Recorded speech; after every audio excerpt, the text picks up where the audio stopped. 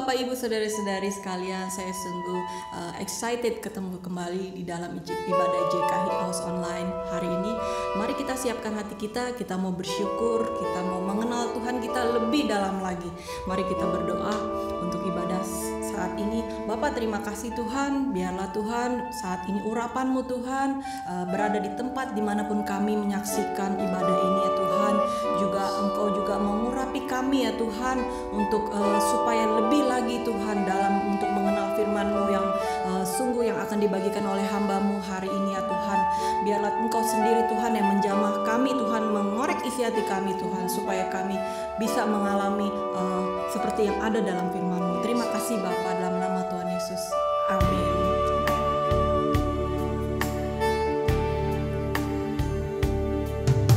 Tuhan, Kau sempurna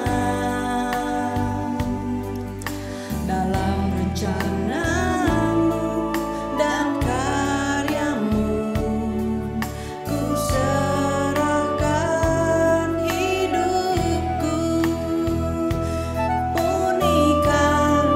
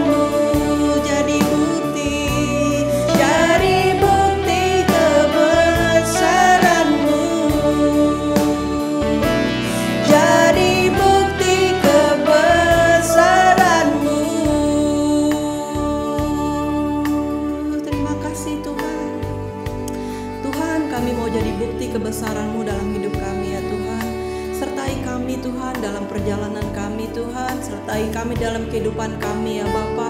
Biarlah setiap firman yang kami dengar, setiap perkataan-Mu yang kami dapat ya Tuhan menjadi rema dalam hidup kami, menjadi kekuatan Tuhan melalui hidup kami bisa menjadi berkat bagi sesama kami.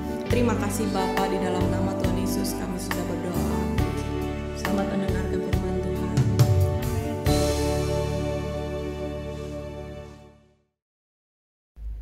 Shalom jemaat House of Sacrifice yang dikasih oleh Tuhan Yesus Kristus.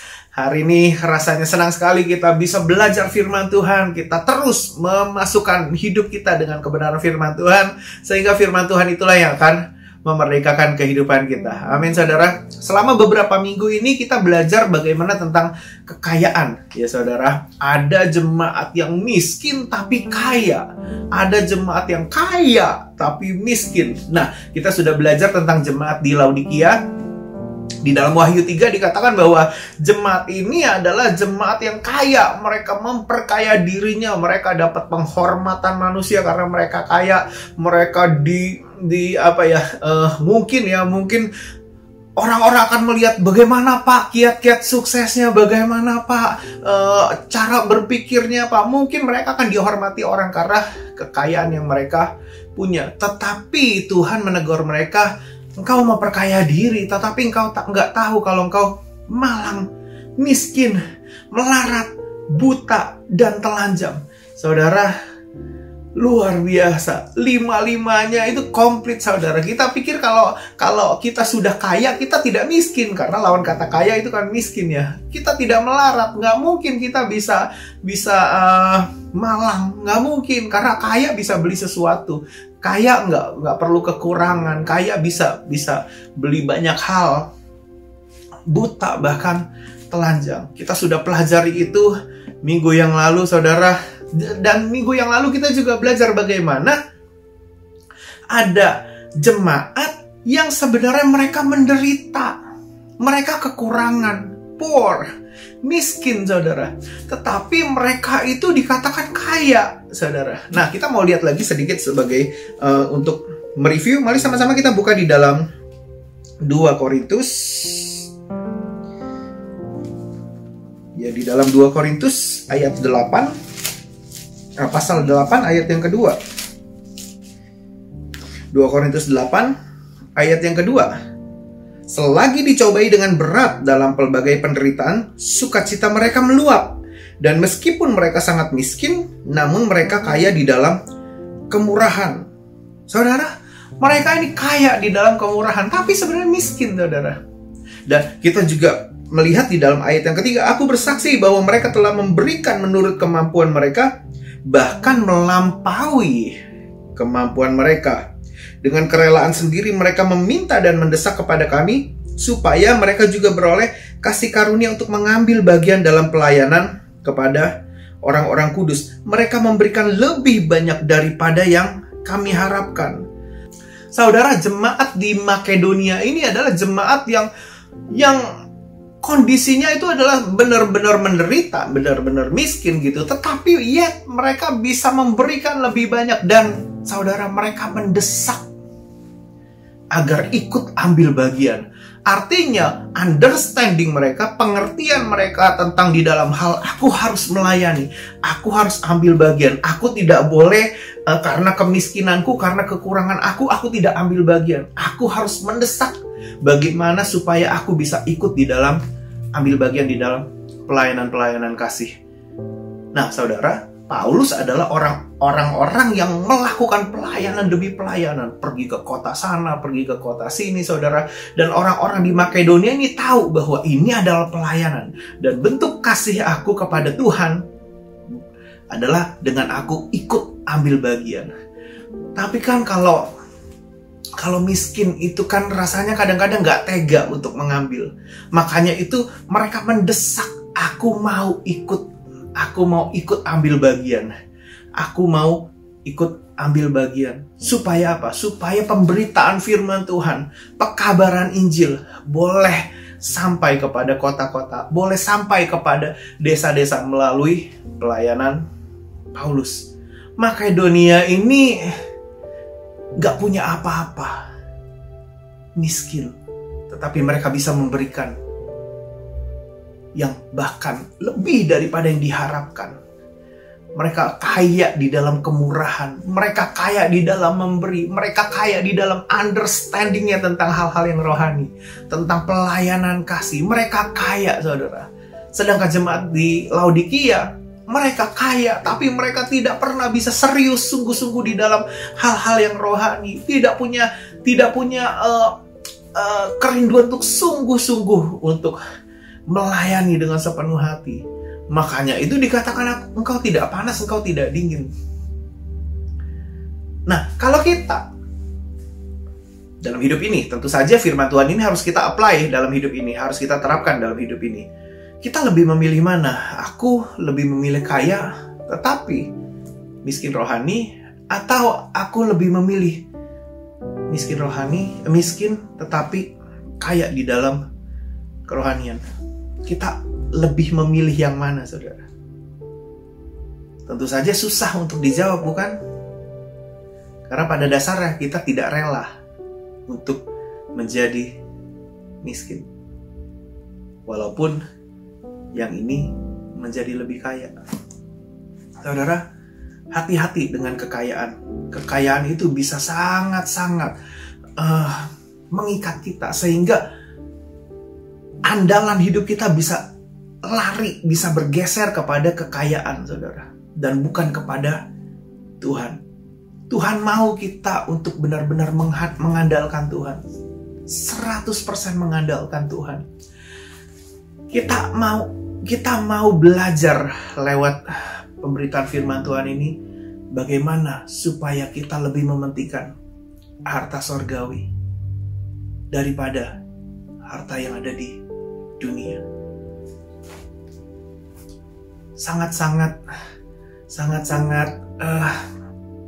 miris kalau kita memiliki segala hal di sini, dipuji oleh sekian banyak orang karena apa yang kita miliki, tetapi kita tidak pernah bisa dinikmati hidup ini oleh Sang Pencipta kita, yaitu Tuhan Yesus Kristus. Pernah ada satu cerita di dalam Lukas 16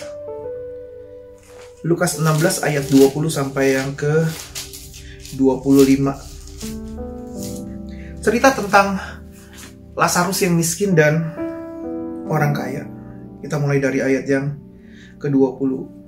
Dan ada seorang pengemis bernama Lazarus, badannya penuh dengan borok, berbaring dekat pintu rumah orang kaya itu, dan ingin menghilangkan laparnya dengan apa yang jatuh dari meja orang kaya itu. Malahan anjing-anjing datang dan menjilat boroknya. Kemudian matilah orang miskin itu, lalu dibawa oleh malaikat-malaikat ke pangkuan Abraham.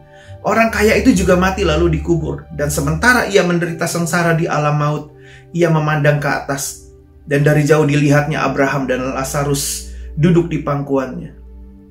Dua-duanya mati. Orang kaya ini masuk neraka. Dengan kekayaannya tidak sanggup orang untuk membeli sorga. Nggak bisa. Jemaat di Laodikia tidak bisa dengan kekayaannya itu membeli pakaian putih untuk mereka bisa berada di sorga. Tapi Lazarus yang miskin, yang penuh dengan borok, yang makan pun harus minta-minta, saudara, tapi dia bisa memiliki sorga. Suatu hal yang kontras sekali, di mana ada orang yang miskin tetapi dia punya kerajaan sorga. Tetapi ada orang yang kaya, selalu berpesta-pesta, selalu mau beli apa aja, nggak pernah kekurangan, saudara. Tetapi dia ingin mencicipi satu tetes air saja tidak bisa. Saudara, ayo kita kejar hal-hal yang rohani. Kita perkuat kerohanian kita sehingga kita mengerjakan hal-hal yang rohani, saudara.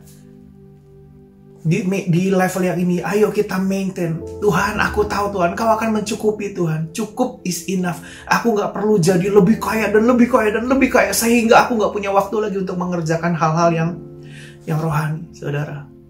Buat aku jadi pribadi yang gemar bermurah hati, gemar melayani, gemar mengasihi Tuhan dengan apapun yang aku bisa. Aku mau memperkaya hidup aku di area hal-hal yang rohani. Lazarus mempertahankan imannya. Dan memang selama di dunia dia sangat-sangat menderita. Tetapi dikatakan bahwa Lazarus bisa menikmati sorga. Ada juga cerita tentang janda yang memberikan 2 peser, saudara. Tuhan memuji janda ini memberikan yang lebih besar daripada apa yang diberikan oleh orang-orang kaya. Saudara, kenapa? Karena janda ini bisa memberi dari kekurangannya. Punya hati yang aku mau memberi. Aku tahu aku kurang sih. Aku tahu aku mau memberi. Ini adalah bukti kasihku kepada Tuhan. Ini adalah bukti kasihku bahwa aku ingin mengasihi Tuhan. Mengasihi Tuhan. Dengan cara aku mau bermurah hati. Saudara, janda ini dipuji oleh Tuhan. Dia punya kemurahan yang besar. Dia punya kemurahan yang banyak. Kemurahan yang Tuhan bisa puji itu, saudara. Ada orang-orang yang ternyata miskin, tetapi punya kekayaan yang luar biasa. Saudara, mari kita belajar supaya kita terus-menerus menambah kemurahan dalam kehidupan kita. Menambah kebajikan, menambah kemurahan. Giving itu jadi bagian. Aku harus mendesak, aku harus ikut memberi. Aku harus mendesak, aku harus ikut ambil bagian. Masa ya aku nggak melakukan apa-apa? Harusnya kemiskinan aku, keterbatasan aku, kekurangan aku, atau cukupnya aku ini tidak boleh membatasi aku ambil bagian di dalam melayani Tuhan.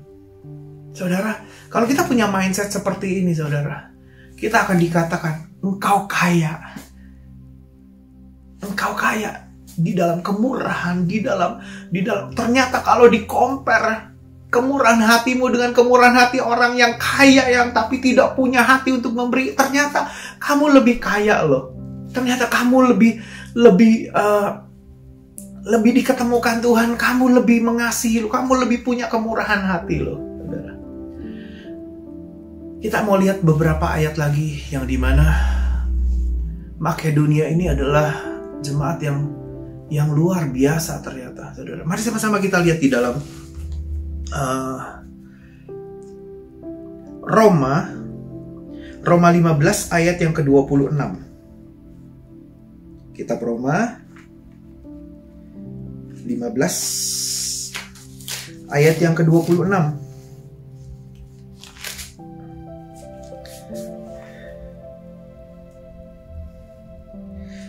Dikatakan demikian, sebab Makedonia dan Akhaya telah mengambil keputusan untuk menyumbangkan sesuatu kepada orang-orang miskin di antara orang kudus di Yerusalem. Saudara, orang-orang Makedonia ini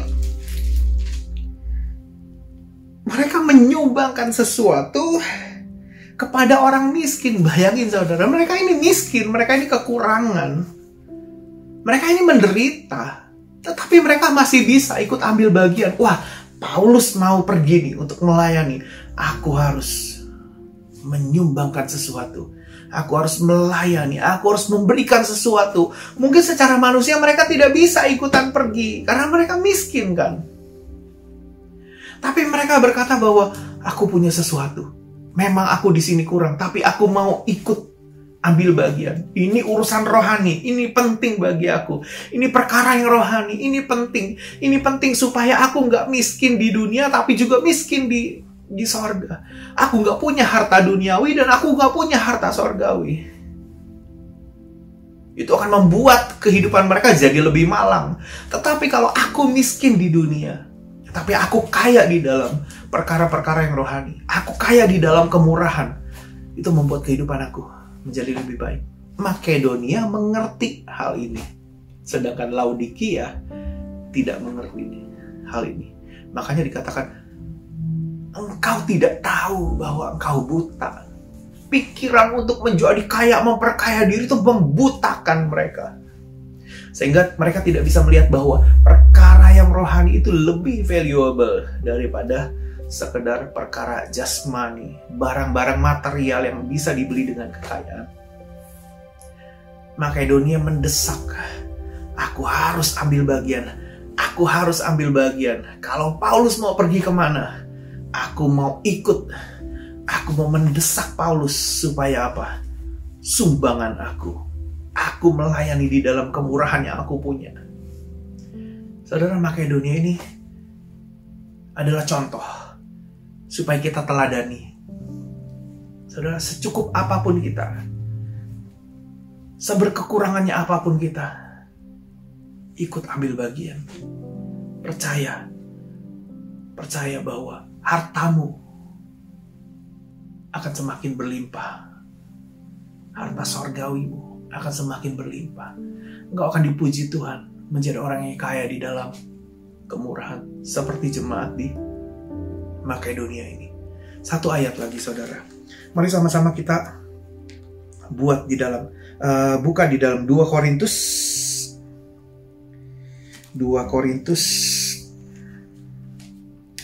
yang ke-11. 2 Korintus 11 ayat yang ke-9. 2 Korintus 11 ayat yang ke-9 berkata demikian.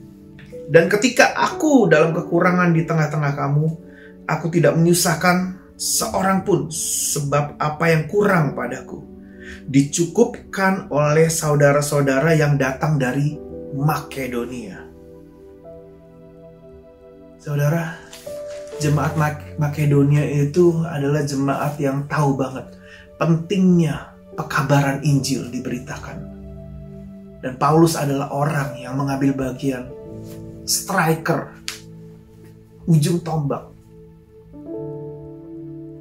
Dia pergi kemana-mana. Tetapi Makedonia mengerti banget bahwa orang seperti ini harus dicukupkan kebutuhannya. Harus dicukupkan. Dan walaupun mereka miskin, walaupun mereka berkekurangan sebenarnya, saudara, tapi mereka berkata, aku mendesak supaya aku ikut ambil bagian di dalam pekabaran Injil. Aku akan cukupi semua hal-hal yang Paulus tahu bahwa dia harus melayani ke sana ke sini, saudara. Kekurangannya, saudara, ternyata Makedonia yang mencukupi. Bukankah ini satu hal yang luar biasa yang harus kita pelajari dari jemaat di Makedonia? Saudara, lewat pemberitaan firman Tuhan yang sederhana ini, mari sama-sama kita belajar. Buka mindset kita. Metanoia harus terjadi di dalam pemikiran kita, saudara. Bahwa kaya itu belum tentu kaya juga di dalam hal yang rohani. Orang miskin harta duniawi, belum tentu dia miskin juga di dalam harta yang sorgawi. Dan ada jemaat yang ternyata ditemukan Tuhan, walaupun dia sangat-sangat berkekurangan, tapi dia bisa memiliki harta yang luar biasa, melimpah di dalam kemurahan. Bahkan dikatakan sukacitanya meluap. Saudara, ketika orang kaya turun menjadi cukup, belum tentu sukacitanya bisa meluap, saudara. Tapi jemaat di Makedonia ini, walaupun dia sangat-sangat berkekurangan, sukacitanya masih tetap meluap. Itulah yang membuat mereka bagaimana mereka bisa memberi dan makin memberi, saudara. Dan ada ayat juga yang berkata bahwa terlebih bahagia memberi daripada menerima. Ketika mereka semakin memberi, mereka semakin bahagia. No wonder sukacita mereka meluap. Saudara, ayo sama-sama kita belajar.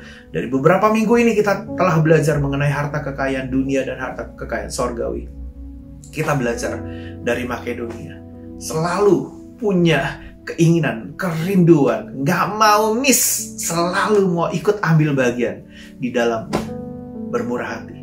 Amin, saudara. Mari sama-sama kita tundukkan kepala kita mau berdoa. Bapa di surga, kami mengucap syukur Tuhan buat firman-Mu, Tuhan Yesus.